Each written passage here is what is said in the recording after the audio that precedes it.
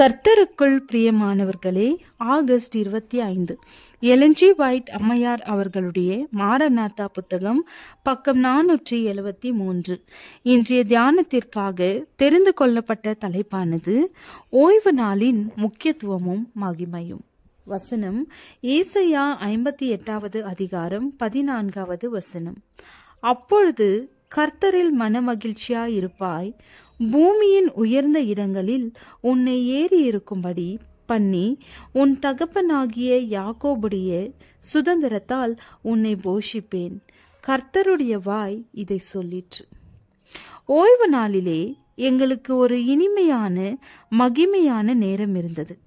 அவர் நமக்கு வழங்கி இருக்கும் ஏராளமான நன்மைகளுக்காக நாம் களி கூர்ந்து அவரை மகிமைப்படுத்துவதற்காக நாம் உண்டாக்கப்பட்டோம். நான் தரிசனத்திலே எடுத்துக்கொள்ளப்பட்டேன்.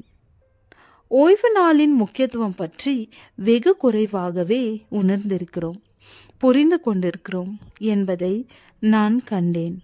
இன்னும் எந்த அளவிற்கு அதன் முக்கியத்துவம் பற்றியும் மகிமை பற்றியும் நாம் தெளிவாக புரிந்து கொள்ள வேண்டும், அறிந்து கொள்ள வேண்டும் என்பதையும் நான் கண்டேன்.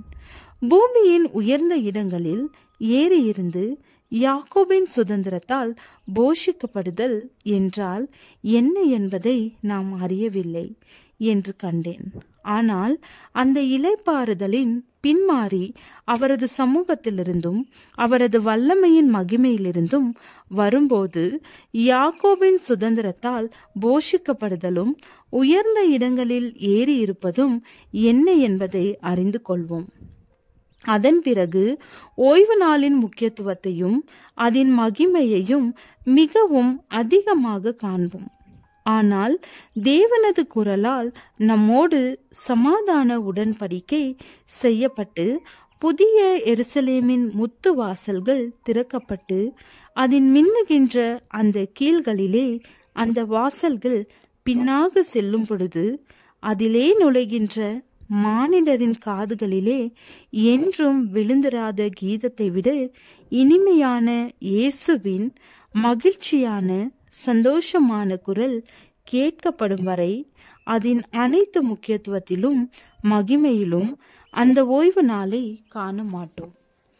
நாம் தேவனுடைய கற்பனைகளை கை கொண்டதால் அந்த பட்டணத்திற்குள் செல்ல முழு உரிமையையும் பெற்றிருந்தோம் என்பதை கண்டேன். பரலோகம் இனிய பரலோகம் எங்களது வீடாக இருந்தது. கற்பலகையிலே தேவனுடைய விரலால் எழுதப்பட்ட அந்த கட்டளைகளை நான் கண்டேன். ஒரு கற்பலகையிலே 4 அடுத்ததில் 6 இருந்தன.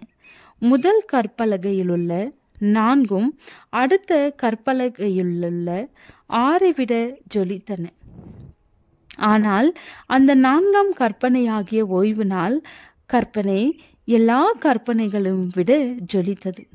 ஏனெனில் தேவனுடைய பரிசுத்த நாமத்தின் மேன்மைக்காக அது தனியாக பிரித்து வைக்கப்பட்டிருந்தது. பரிசுத்த ஓய்வு நாள் மகிமையாக காணப்பட்டது. ஒரு மகிமையின் ஒளிவட்டம் அதை சுற்றிலும் காணப்பட்டது. ஓய்வு நாள் கற்பனை சிலுவையில் அடிக்கப்படவில்லை என்பதை நான் கண்டேன். அது அடிக்கப்பட்டிருந்தால் மற்ற 9 கற்பனைகளும் அடிக்கப்பட்டிருக்கும். 4ஆம் கற்பனையையும் சேர்த்து அனைத்தையும் மீறுவதற்கு நமக்கு சுதந்திரம் இருந்திருக்கும்.